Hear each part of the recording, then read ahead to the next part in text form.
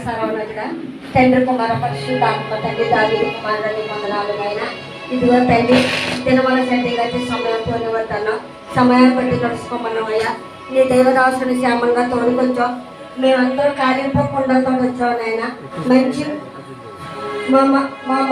తండ్రి నీ దాసుల్లో ఉండి మంచి మర్మాలు బయలుపరిచావు తండ్రి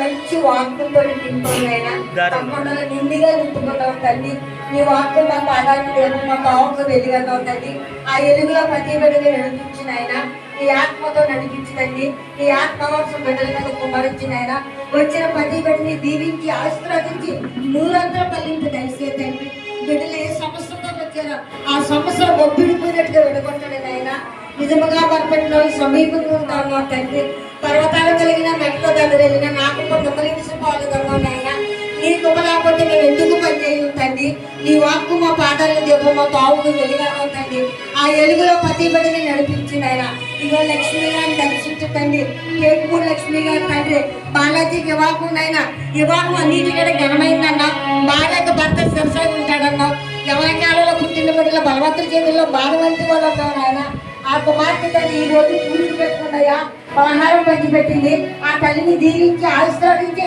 వివాహంలో ఏ లోటు లేకుండా అడిగిన వాళ్ళ డబ్బులు ఇచ్చేలాగా సహాయం చేసి నూరంతా తల్లింపు దయచేయండి తల్లి సాయంకాలం వేయడం గారి ప్రార్థన తల్లి ఆ తల్లి కోరిక తీర్చి ఆ ప్రార్థన ఫలింపు చేయండి నాయన చిన్న కొడుకుని కోడల్ని దీవించి ఆశీర్వదించి భర్త గారికి రక్షణాభాగం దయచేసి భర్త కూడా వారు మంచి దయచేయండి నాయన వచ్చిన ప్రతి కుటుంబాన్ని దీవించి ఆశీర్వదించి బలపరిచి నీ ఆత్మతో నడిపించి నూరంతల ఫలింపు దయచేసి నీ దాసును బలపరిచి ఏడంతా ఎత్తుకుంటున్నాను ఈ చిన్న వ్యాధిని పాట